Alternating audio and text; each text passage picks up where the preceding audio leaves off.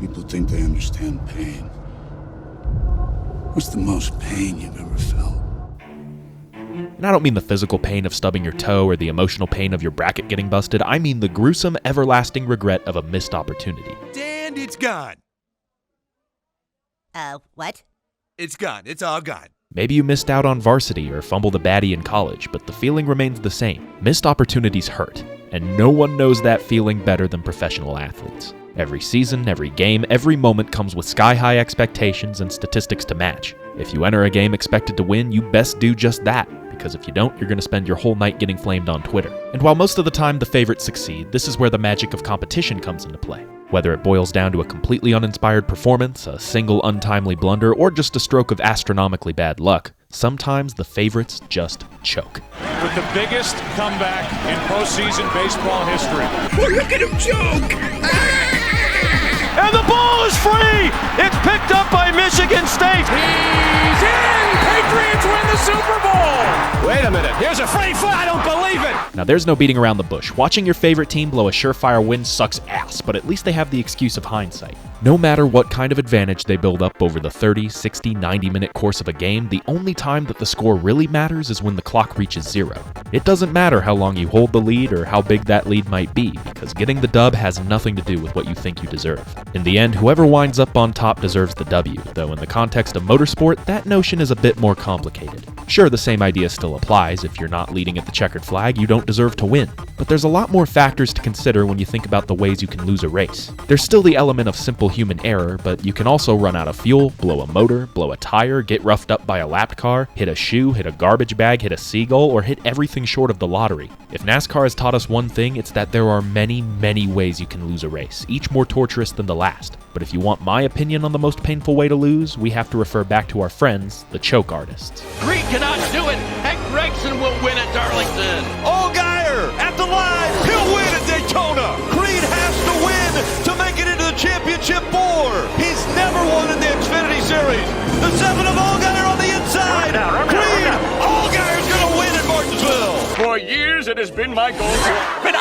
I stand by what I said. Deserve has nothing to do with winning or losing, but if we have to crown a driver as the most deserved to win, most fans would look at the amount of laps they led, the amount of time they spent in that winning position. And yes, the majority of NASCAR Cup Series winners do in fact spend the majority of their time in P1. But as shown by this study conducted by Dr. 𝓬𝓻𝓲𝓼𝓹���, that disparity is only 1%. Only 51% of NASCAR's all-time wins were by drivers who led the most laps in the race. It'd be understandable for anyone to think that dominance would imply an imminent victory, but if this data tells us anything, it's that domination is no guarantee. And never has that been the case more than in the past couple of years. The same study shows that nearly 70% of winners in the 1970s led the most laps, whereas nowadays that number has declined all the way past 40%, meaning that in the 2010s, less than 4 out of 10 drivers who led the most laps would go on to win.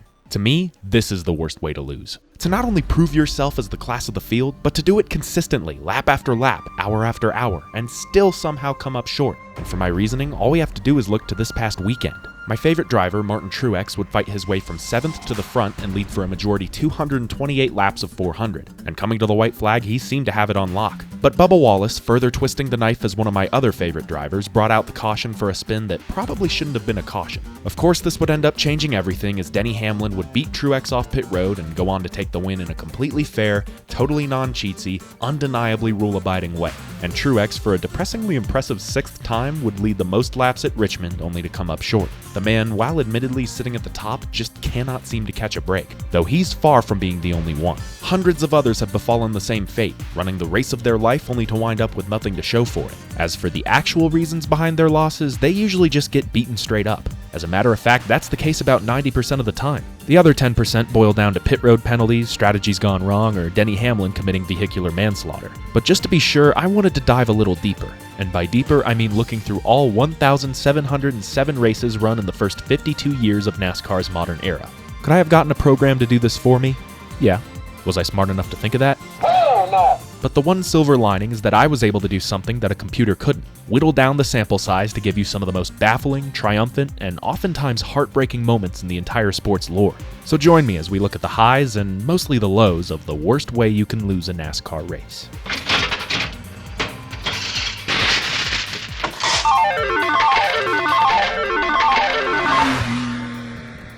With the 46 losses I cherry-picked as the most statistically improbable, most of them had pretty good stories to go with. And those stories begin with the 1981 Mason-Dixon 500 at the then Dover Downs International Speedway. After qualifying third, the Wood Brothers 21 of Neil Bonnet stole the lead on lap 41 and held onto it in intermittent spurts. But this was at a time when NASCAR was more of an endurance sport. Just running all of the laps in any given race was a major feat, and in this race in particular, over half of the field would fail to finish, including Neil Bonnet after his engine let go with just 20 laps remaining.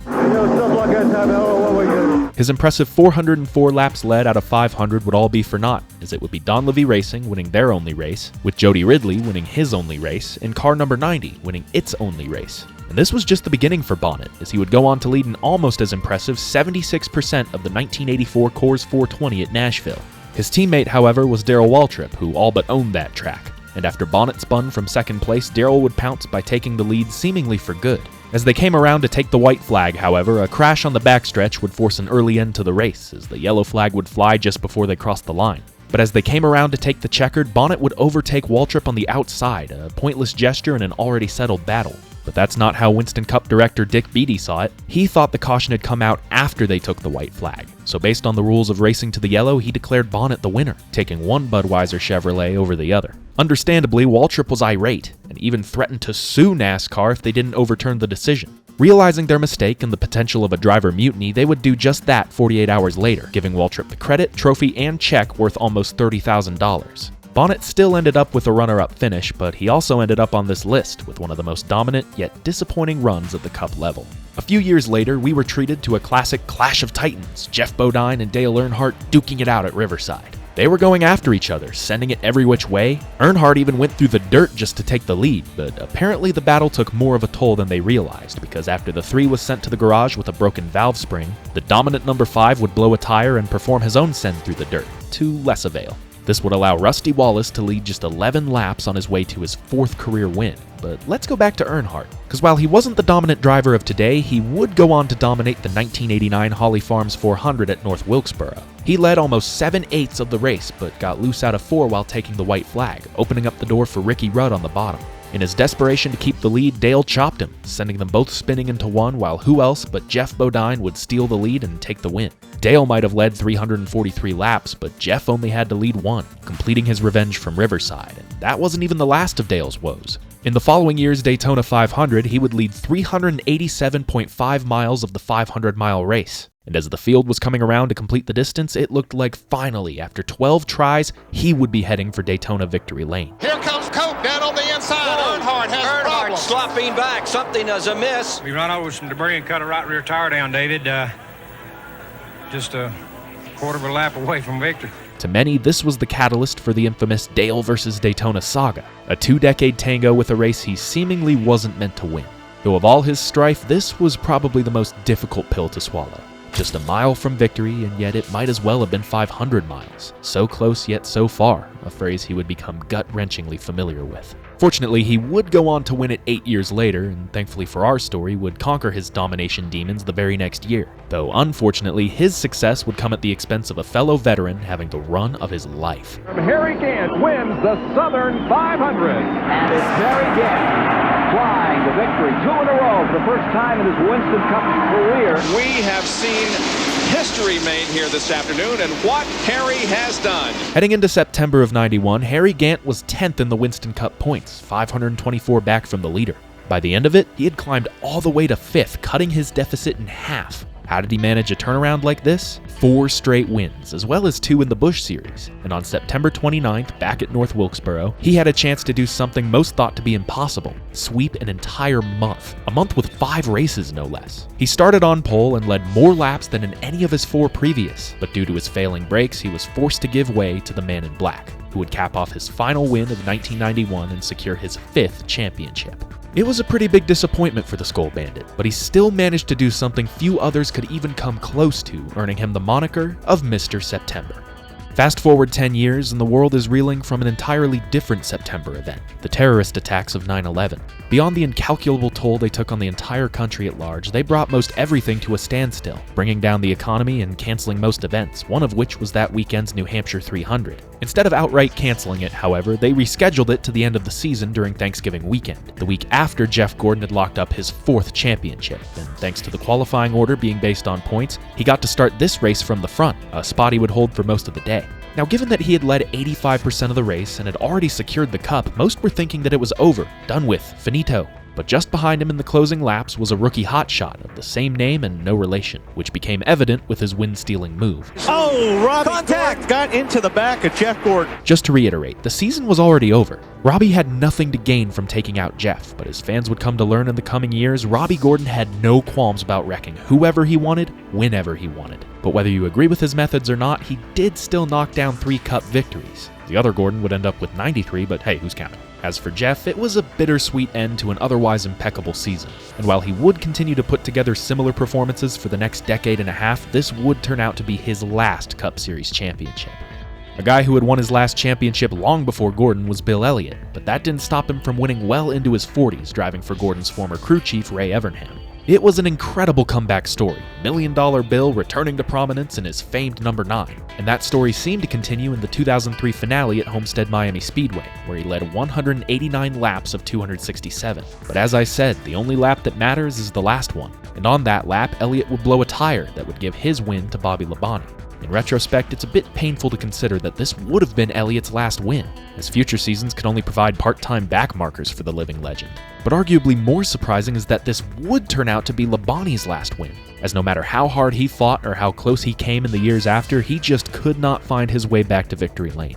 Both had tasted their last sample of success, which to me makes it all the more fitting. Just 2 icons of their time giving us one more classic to remember.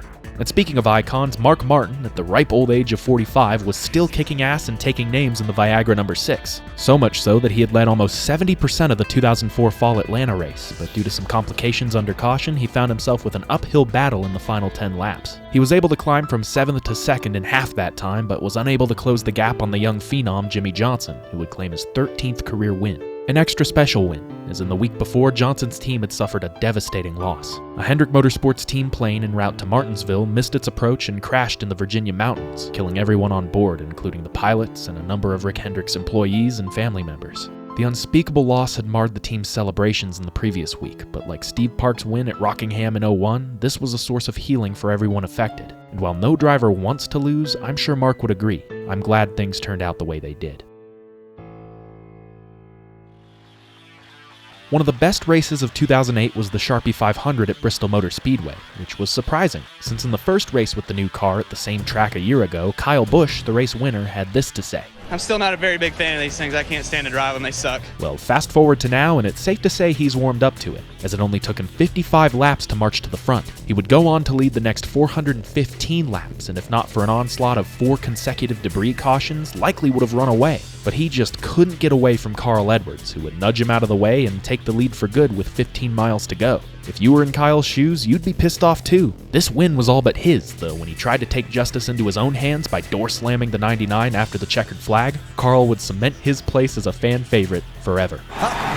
They're pushing and shoving a little bit over there. I don't know what that was all about. Carl had his moments, and this was probably the best one. And for those of you longtime fans still clinging on to your hatred of Rowdy, don't worry. This is not the last time he'll be on this list. But for now, let's take a trip to the following year's race at Michigan, where Jimmie Johnson would lead most of the way with 146 laps led of 200. However, as did so many races in the time before stage breaks, this race would come down to fuel mileage, and Jimmie only had enough to make it to the white flag. This would allow Greg Biffle to take the point with the second most laps led at 42, but even he couldn't make it back around. So as a continuation of his remarkable comeback season, Mark Martin, now age 50 and racing for Hendrick Motorsports, would take his 3rd of 5 wins on the season, the final wins he would ever have in the Cup Series. Later that same year, our buddy Kyle Busch would dominate in the Lone Star State, leading for nearly 70% of the way, but with just 2.5 laps remaining, he would suffer the same fate as Biffle and Johnson before him, running out of gas, being forced to pit, and giving up his win to his older brother Kurt. Then there was the 2010 Shelby American at Las Vegas Motor Speedway, where Carroll Shelby gave the starting command with Kim Kardashian, for some reason, and Jeff Gordon led an incredible 82% of the race, only to get beaten by his teammate Jimmie Johnson.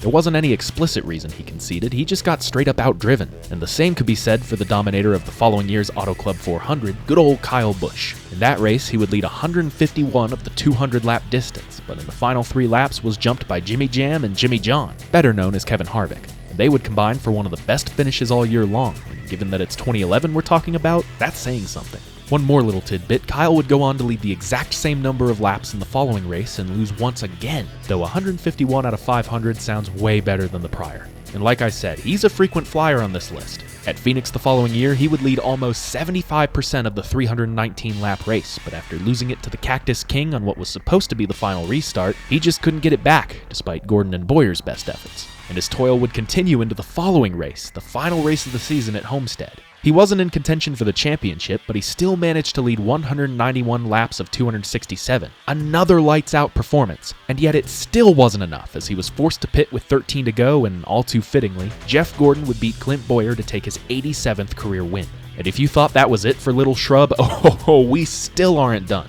I don't know what Kyle Busch did to piss off the racing gods, but they just wouldn't let him prevail as they would take away another surefire win in the 2013 Southern 500. At first, it looked like Casey Kane would spoil the party, but as it turned out, his own teammate Matt Kenseth would be the one to snooker it away, passing him for the win with 12 to go. At this point, I was losing hope that Kyle could do anything but dominate and lose, but to my dismay, all I had to do was look to the very next example, where he would finally wind up on top, but to the chagrin of my guy, Martin Truex Jr. You see, Martin had been riding a long streak of races where he would dominate flag to flag, but ultimately come up short, and that trend continued in the 2016 𝓬𝓻𝓲𝓼𝓹𔂂 400 at Kansas Speedway. But by lap 210, he had already led 172 laps. If he was going to get it done anywhere, it was going to be here, right? What is it, guys? Right front? This wheel. That's coming to you. I think it's the front for sure because the brakes are getting screwy. Thankfully, he would go on to lead the most miles in any NASCAR race ever just 3 weeks later, and would also win this very race the following year, but for now, his fans, including me, were forced to wallow and watch as Kyle Busch would take the win for himself, finally turning the tides on this phenomenon once and for all. Later that year, we would be treated to one of the greatest breakout performances of all time. Alex Bowman, subbing in for a concussed Dale Jr., would wield the famed number 88 to 194 laps led of 312. And although he would fall to second, it still looked like he could nab a pretty good finish with just 2 to go. Until the caution comes out, the 95 into the wall. There will be a restart, and it is going to go to overtime. Now placed right behind the leader, Matt Kenseth, he had one more chance to prove himself, to prove that he could run with the very best. But between Kyle Busch trying to split him 3 wide and Kenseth chopping across his nose, there was nothing the young journeyman could do to stop the inevitable. He gets into the 20 slides, the 18 goes by. Although he would still manage an impressive 6th, it was small potatoes compared to what could have been. And Joey Logano, who was given control of the restart despite not being in the lead at the time of the caution, would take a season-saving win, propelling himself to the championship 4. It kinda sucked for Bowman, but still, this performance was enough to prove to everyone, including Mr. H, that he was a star in the making. And less than 2 years later, he would be back to replace Dale Jr. in the number 88 full-time, and became one of NASCAR's hottest underdogs, garnering the fame and admiration of most every fan at the time. One guy you could not say that about was Denny Hamlin, as after he unceremoniously sent fan favorite Chase Elliott into the turn 3 wall at Martinsville, he had taken his teammate's place as NASCAR's most hated driver. But here's the thing. Some detest the hate, while others invite it, and whether or not he knew it at the time, this would be the stepping off point to Denny's villain arc, one that he's still riding to this day. For now, however, he had a championship to chase, and after a solid run at Texas the following week, he would put himself in prime position by leading just 1 lap less than Bowman at Phoenix the year before. As most fans had been accustomed to by now, it looked like the villain would get away with it, but the young future champion wasn't yet done with Denny. Oh, into the wall goes the 11! And now tire smoke coming out of the 11! It might not have looked all that bad, but as the next 5 laps progressed, Denny's car would fade farther and farther back until... And there went the tire! The 11 goes into the wall! Denny had gotten a taste of his own medicine, though thankfully for him, Elliott wouldn't reach the championship either, as Matt Kenseth, making his penultimate start for Joe Gibbs Racing, would take one last emotional Cup Series win. Now we arrive at the most recent example, the year before Atlanta's reconfiguration from Speedway to Superspeedway. Throughout 2021, Kyle Larson won a lot, like a ludicrous amount, more than anyone else in the past 15 years. But despite all that winning, he still found himself with a few missed opportunities. And while losing in the final corner of the final lap with a flat tire is pretty painful, he probably found just as much pain in losing the Folds of Honor Quick Trip 500, a race in which he would lead 269 of 325 laps, and after getting held up by everyone's favorite, Joey Logano, would give way to Logano's teammate Ryan Blaney, who would take the dub in an absolute shocker. A bit of a dicey way to win? Maybe, but as they say, all is fair in love and war. In fact, Kurt Busch would go on to take his penultimate win in the same way just a few months later. And as is the case with a lot of these examples, the loser would still go on to win the war, though I can't help but wonder, do these losses still hurt? Even when you achieve the ultimate prize, do the lost battles still haunt them? Only the drivers could answer that, though I'd venture to bet that these next 5 felt it worse than anyone. So here it is, the top 5 statistical upsets in NASCAR's modern era.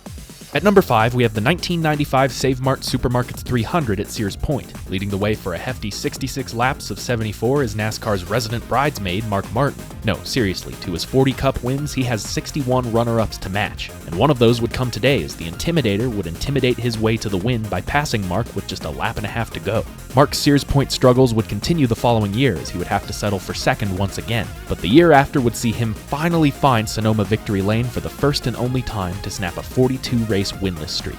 At number 4 is the Folds of Honor Quick Trip 500 again, only this is the 2017 one. But to tell the full story, we have to step into the time machine. 16 years prior, Kevin Harvick took a storybook maiden win by bringing Dale Earnhardt's car back to victory lane in just his 3rd start. It might have very well been the most important win in NASCAR history, but despite his success at the outset, Harvick seemed to be snake-bitten by that old Atlanta pavement. Between 2001 and 2017, Harvick led the most laps in 5 Atlanta races, yet he couldn't seem to put it all together for another victory.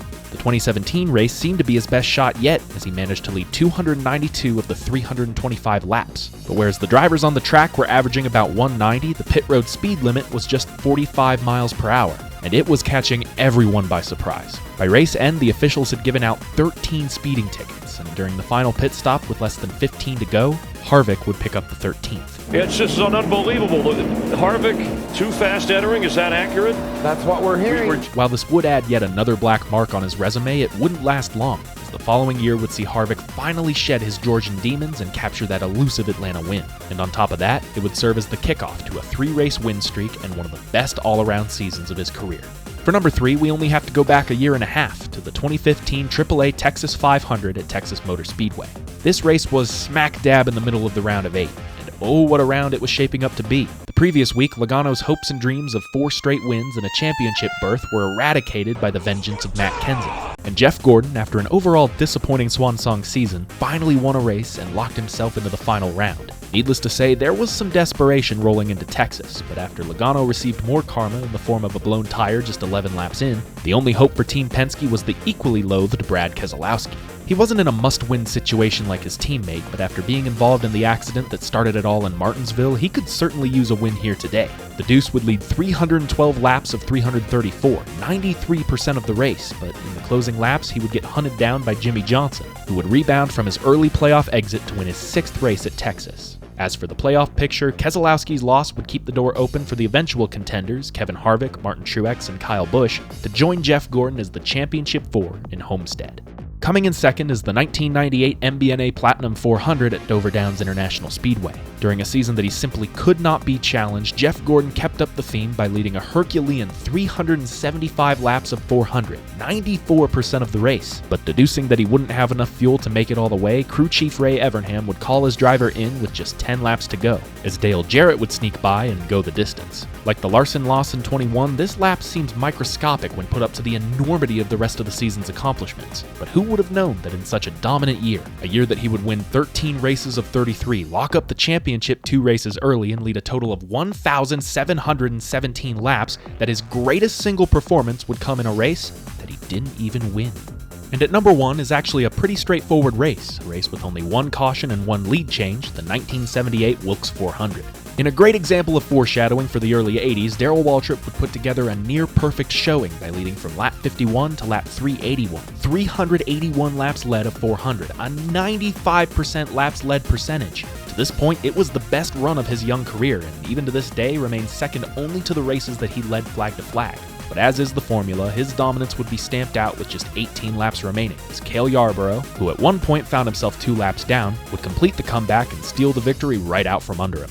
Yarborough was currently in the midst of his record-setting championship streak, and no one, not even a young and hungry Waltrip, could do anything to stop him. But little did Waltrip know at the time that just 3 years later, beginning in 1981, he'd be taking over Yarborough's number 11 and use it to essentially write the next 5 years of NASCAR history, including 5 straight wins at this very track. So sure, while it might have sucked to get beaten like that, at least for Waltrip, everything, as it always does in NASCAR, came full circle. As we've gone through each of these would-be ass whoopings, you might have noticed that every single one of these drivers, champion or no, would still find plenty of success. And that's because to lose big in NASCAR, you have to win bigger. Any driver can find themselves in the right place at the right time, but to control the pace of a Cup Series race takes true honest-to-God talent. No matter how much you value the outcome exclusively, you can't deny the immense ability that makes these guys the best of the best. So yeah, were these losses painful, brutal, devastating? At the time, probably, but there's a reason they tell you to keep your head up. Because the agony of defeat, however poignant, only serves to complement the euphoria of victory. Thanks for watching.